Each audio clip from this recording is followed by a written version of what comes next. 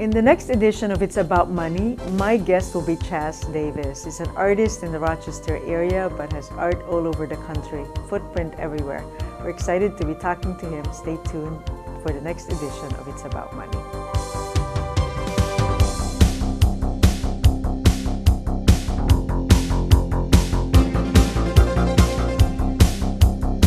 Hello and welcome to another edition of It's About Money. I'm Nannette Nocon and thank you for joining us.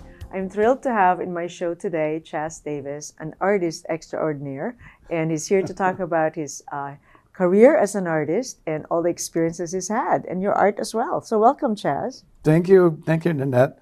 I have to say, at first I thought the show was It's About Money, but I had to refocus. It's about money. Yes, that's right. Because we want to tell our audience about different choices in careers and how they make money. And you've obviously been in the business for a long time and you've survived it financially and you do really well. So we want to share that with others, we like to share the success of other people and show off your art too. So thank you.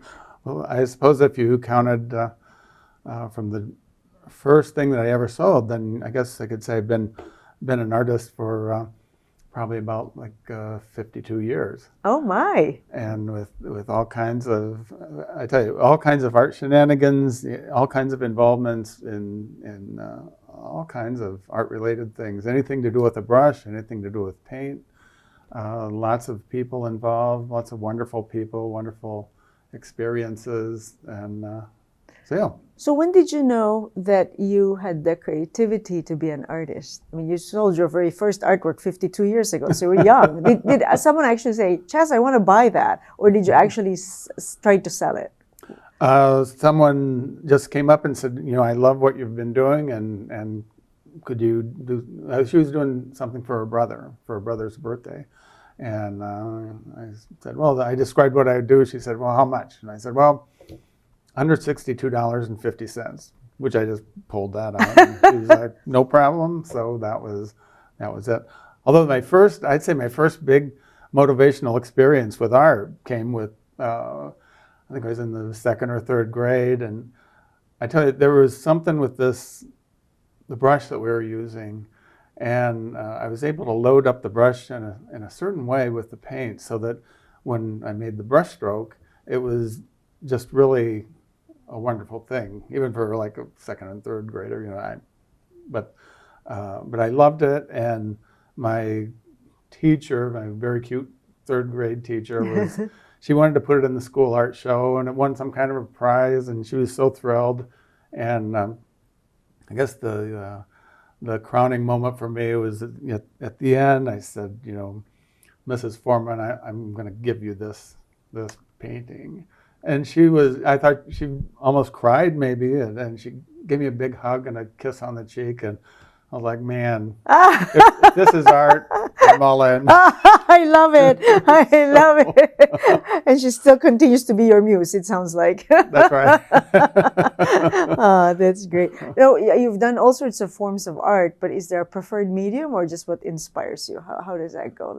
From a sculpture to... Yeah, I always preferred painting, drawing and painting, and around 1976 or so, I was walking down the street, and a guy was moving these big machines into a shop on one of the main streets in Indiana. Fort Wayne, Indiana is where I grew up, and I started to talk to him, and he's like, well, these are etching presses. And I said, well, I'm an artist. And he said, well, come in and I'll show you the whole process. And that very night, he stopped what he was doing. He gave me a plate.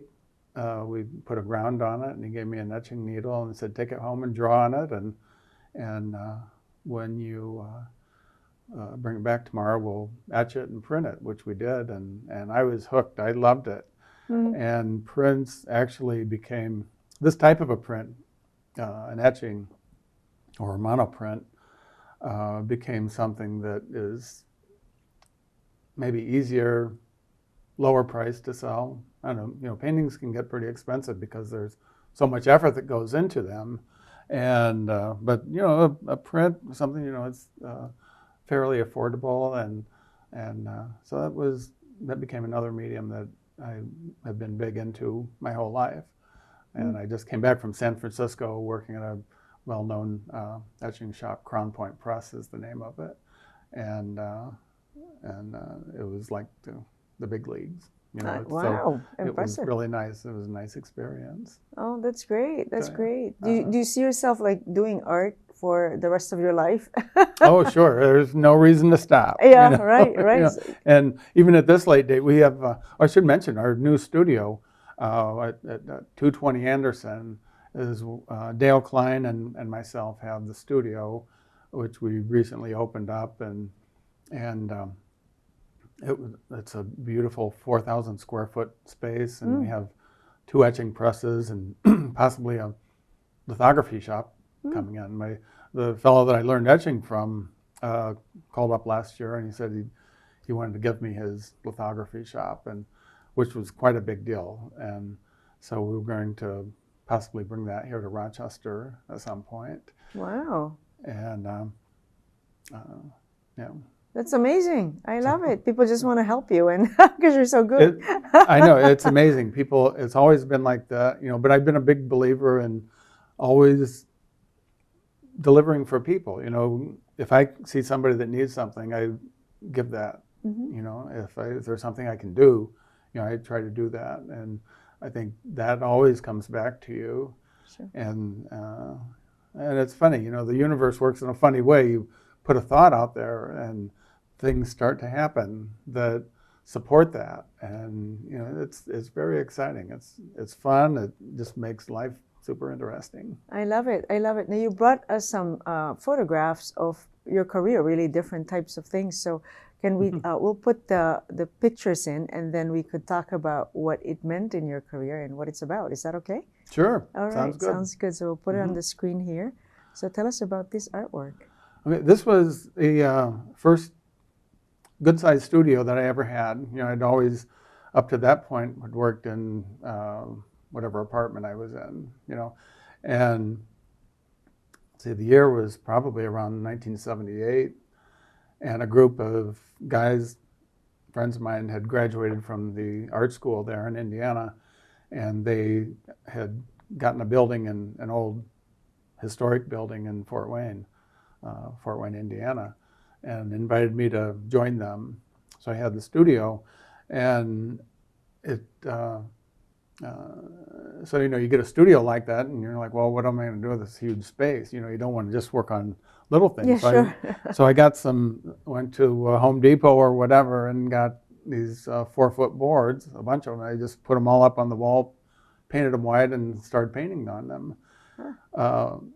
But I quickly realized that the little tubes of oil paint was not going to cut it, you know. So I had a Sears credit card. I went to Sears. I bought one of every color they had, and bought it back there. And this was the first painting that I had ever finished that was at that scale. I see. And it really changed my whole perspective, you know, because if you're working in your apartment, say something, you know, even like that, if you go to a large space and you're working on something like that, it just changes your whole perspective. It changes your whole scale, and it's feel exciting. freeing. Yeah. That's great. And so let's look at the next slide here. And this one is art displayed at a restaurant. This is a restaurant in Fort Wayne, Indiana. Okay. It's in 1992. Well, this experience was a good lesson in money for me and how to work with a potential client. I had known that these guys had gone to every artist in town practically. They said, we want a big centerpiece painting for our restaurant. What can you do? And I had known that almost every artist said that they wanted $12,000 to $15,000 to $20,000 to do this. And of course, these guys were like, no way are we going to pay that. So I was the last guy they came to, and so at first I was a little bit negative about it. You know, I said, well, I don't know if I can really, I know you guys have gone to everybody, you know, and I don't know if I can, but I'll do some drawings for you. I'll do the drawings and then we can talk about it. And they said, okay. So of course I knew already what I wanted to do. And so I did monoprints and some drawings and some paintings and brought them in. They loved them. And so it became the big question, how much, you know? And I said, well, I'll tell you what, I'll do it for $6,000. Give me $3,000 of food credit at your restaurant. And they loved that idea and they went for it. I made the project and I had lots of drawings and side drawings and paintings, smaller things. And they, of course, needed support materials for their restaurant, promotional materials, an image for the menu, note cards, all kinds of things. And I wound up selling practically everything that I had to them. And in the end, I wound up getting this practically the same, about $10,000 to $12,000. It's a lot more fun to do because it was creative. A lot more fun to do it. A lot more fun to do it that way. So when you put, as important as money is, if it's not your main focus, I think you're ahead of the game. Yeah, it sounds like it. And a lot of people got to know your art. Yeah, and besides that, you know, I got to, I started inviting people out to dinner at this fancy restaurant, and it was a lot of fun. You know, we had fun. A lot of people would commission smaller things or they'd buy little things, and so it all worked out. I love it. That's terrific. Let's look at the next slide. And this one here. This is just this painting, by the way, is about, it's probably 9 feet tall by about 13 feet wide. Oh, wow. So it's pretty good size. Yeah, I'd say. Yeah. Wow, beautiful. And, you know, and people always come up and ask, what is the meaning of this painting? You know, and I will never reveal the secret. Okay, all right. Yeah, it's whatever you interpret it to be. Yeah, right. Although, which that reminds me of something that I found that people buy paintings, and after about 20 years, they are able to come and tell me some very interesting things about the paintings. So it takes, when you're making the painting, you're not just making an image that is good for one glance. You're making something that people will look at over and over for years. Sure. You know? And so it's loaded with all kinds of little things that people, you know, once somebody notices a little thing, then they start looking for other things, you know. Right. So I love it. That's great. How about the next one? Yeah. And this is you at one of your studios? This is I had met up with a friend of mine in Indiana. He said, I have this space. Why don't you move in here and do something with it? And it was this space. It was on kind of a main street in Fort Wayne. So I thought, well, I'll call it a studio gallery. So I moved my workspace in there, and he gave me the top 2 floors of the building to work in, and I would make things and bring them down here, and we'd have open houses monthly, and we'd have bands come to play, and it was a lot of fun. Even though it was one of those downtowns during that time where the downtown at 5 o'clock, everyone just left and it was dead. And so I was the only one there, and we were having our own good time. You kept it alive after 5. Yes, that's right. Great. Yeah. And this has turned into like a main restaurant there now. Oh, so nice. I go back every so often and take a look at it. That's great. That's great. I love that you brought these images so for us to kind of look at your career and look at different things. We're going to take a quick break and we'll be right back with the next images. So, okay. Thank you. My guest is Chas Davis, and he's an artist for the past 50 years or more. Amazing artist. Stay tuned for the next edition of It's About Money.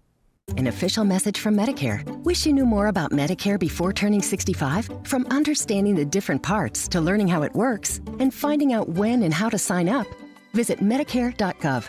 Paid for by the U.S. Department of Health and Human Services.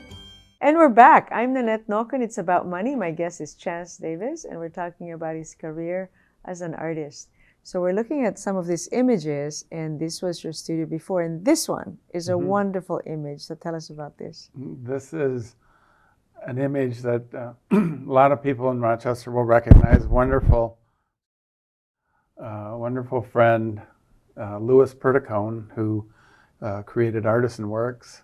And as soon as I moved to Rochester, I began doing the same thing that I had been doing in Indiana. I just advertised an open house at the studio, and people showed up. And Lewis showed up, and he wanted one of the paintings there in the studio, and he offered me some price, and I just laughed, and I said, well, I don't think I'm going to sell it for that much, you know. He came back, and we talked some more, and I said, no, I'm still not going to sell it, you know. And he came back third time, and I started getting close, and I said, well, I tell you what, for this amount, you know, you can have the painting, and so so he bought it, and it's kind of set the tone for. I mean, Lewis probably bought hundreds of things of mine over 20 years, you know, from 1997 probably through 2018, 2020, I'm not sure. But Lewis, I just can't say enough. You know, as most people that know Lewis, you just can't say enough about him. He was such a supporter of the arts, Yes. such a good friend, wonderful man, and as you can see, he had a wonderful smile Yes, as well. I So, think yeah. art is quite prevalent in Rochester because of him. I certainly didn't appreciate art until I met him and went to Artisan Works. You know what I mean? What So- he has done for art in this community has been really amazing, and many artists are grateful for having known Lewis. Yeah, it's unfortunate that he passed so soon. May he rest in peace. Yeah, Yes. good man for sure. Let's take a look at the next photograph, and here you are with one of your big canvases here with beautiful painting. That's right, yes. Yeah, this was in my studio at Artisan Works.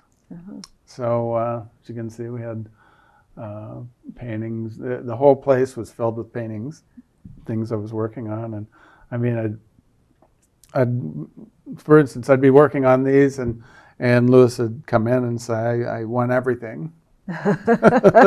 So clear it loved out, your work. start again, yeah. Oh, yeah. that's great. That's Yeah, beautiful. yeah, that's a good memory. And this studio has been, he took out, there were probably 10 or 12 other artists like Patrick Doyle, Ron Cutchin, Stacey. Yes. He cleared out all those studios and made them into exhibition spaces. So Yes, yeah, there's a lot of art to show. So yes. Yes, And yes. let's look at the next one. You know, heart is a theme in a lot of your art. So there you go. For several years, I directed the print studio at Flower City Arts with programming and studio development and that. And so I'd come up and just have printing days of my own where I just print things. One day I had some extra ink left over, and it was January 31st, I think. So I made a heart. I made a couple hearts and put them on Facebook. Said, "Welcome to February, the month of love," which happens to be my mother's birthday. My mother was born on Valentine's Day. Oh my gosh. So of course, every Valentine's Day, you know, she got some kind of a heart or something, you know. And so for some reason, I thought, well, I'll just start making hearts every day. Oh. And at the time, Peter Thomas with Editions Printing was making. He suggested I try making note cards, which is what we have here. So I started making note cards into all these out of all these hearts, and it wound up being a fun thing to do, and people have bought lots of hearts over the years. Yeah. And I continue every February. Then I spend the month making at least one heart for every day. Yeah, it's beautiful. So when you make the art, like this heart, for example, started out to be a big painting and then you print it on a card. Is that how it goes? How does the process works for a lay Yes. person?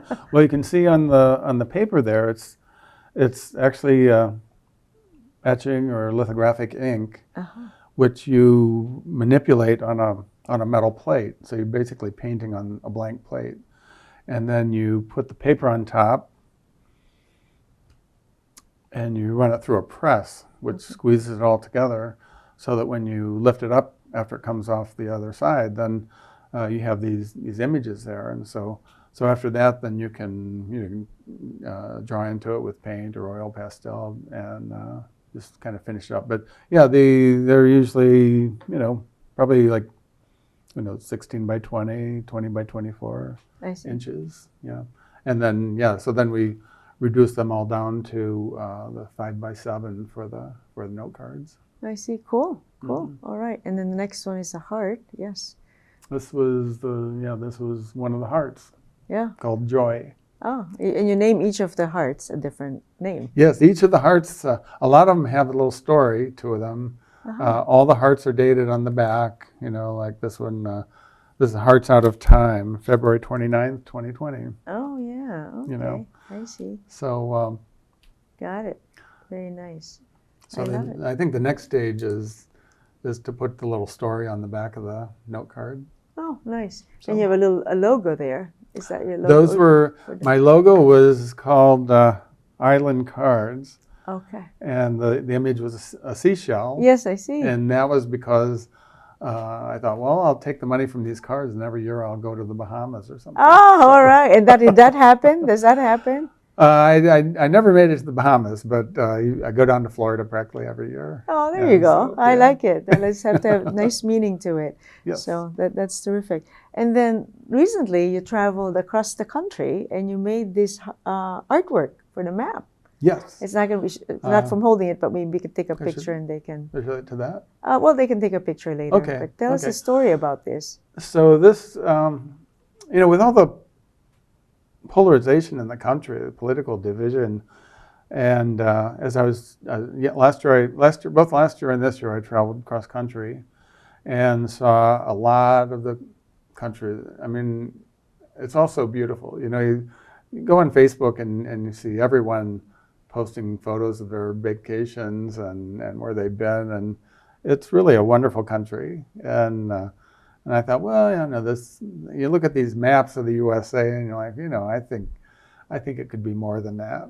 Mm-hmm. And so that's what I did. I made a new map of the USA, which I had created these pins for a possible Kickstarter to help create this project, which is sculptural, and it's maybe 10, 12 feet tall by 20 feet wide. So it'll be a good size, and it'll be right in the studio, and we'll have several big parties to celebrate it. Mm-hmm. Oh, cool. That's a nice project coming. So is that in the works already, or just raising money to do It's in the works. I'm doing it regardless, but I'm going to have the Kickstarter project anyways to kind of raise money to help defray some of the cost of Sure. All that. I think you're very creative about that. Why not? Get people involved and interested in your work, right? I think so. I think that's the best way to do things, to involve people. And, like I said before, whenever I've done a project in the past,